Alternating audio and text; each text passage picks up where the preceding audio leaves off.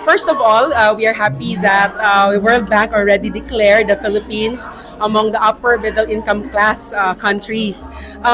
I-explain muna natin ano ibig sabihin nun. Hindi siya ibig sabihin na pag upper middle income class na tayo, lahat ng mga Filipinos or lahat ng Central Visayans for that matter, upper middle income na ang nare-receive nila. So what does it mean? So World Bank kasi naka-classify siya ng mga countries.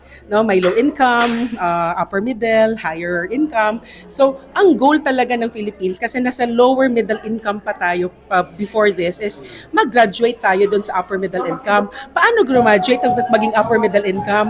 Parang more or less nandun ka sa income of the country.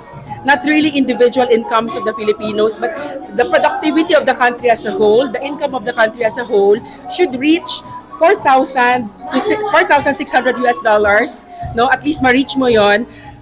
GNI per capita. What's GNI per capita? Gross national income per capita. That's the total income of the country, of all Filipinos, whether individuals or businesses, na introduce or income ng mga tao even outside the country. So kasama po dyan ang income ng mga OFWs natin or if we have Filipinos na may businesses abroad.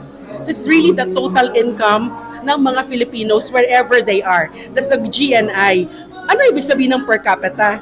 Kung magkano yung total income ng mga Filipinos all over the world divided by the population. Para lang on the average, we would know per person magkano yung napoproduce na income. So, yun yung sinasabi na 4,850 US dollars tayo, which means unique na tayo.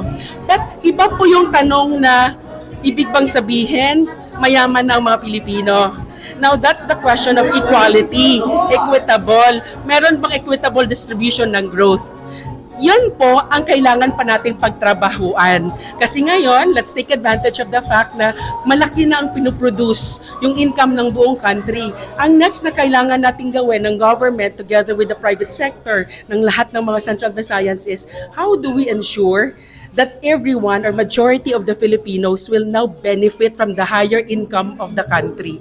So, iba yung question na, yes, there is growth, but the second question is, equitable ba ang growth? Is it growth with equity? Nag-trickle down ba siya to majority of the Filipinos?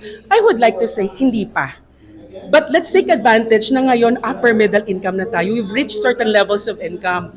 I-take advantage natin na we will be able to attract more investors, boost investor confidence kasi nakita nila we are a stable economy na pwede silang mag-invest in the country. In that way, we create more jobs, we create more quality jobs, we invest more in public infrastructure, and when these things happen, those are some of the ways that we ensure that many Filipinos, even the low income, would be able to benefit from the growth of the country.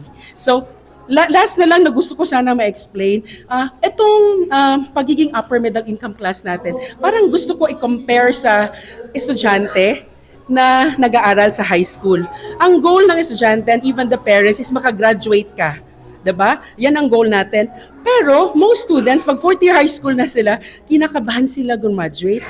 Or college na lang, let's go to college. Pag fourth year college na sila, kinakabahan graduate. And that's kaba, it's normal to all. Bakit sila kinakabahan? Mawawala na kasing allowance ng parents. Diba? Hindi kasi pwedeng forever sila nag-receive ng allowance from the parents. Yun din yung pag-graduate natin from being a low income to a upper middle income class. Ibig sabihin, nakakatakot because there might be a possibility na yung mga concession financing natin, ibig sabihin, as middle and low income country kasi, we enjoy the advantage ng mga loans coming from mga World Bank, mga grants. Kasi usually, itong concession financing, lower ang interest rates, maganda ang terms ng payment at maraming grants kasi di consider as middle and low income. Ngayon na upper middle na tayo, medyo baka yun yung mag-change. Wala na masyadong mga grants, etc. We need to be financially stable and strong on our own.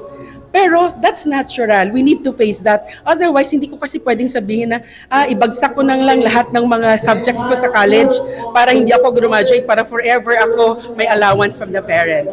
So I think that's normal na kailangan mo graduate and we have to be able to stand on our own.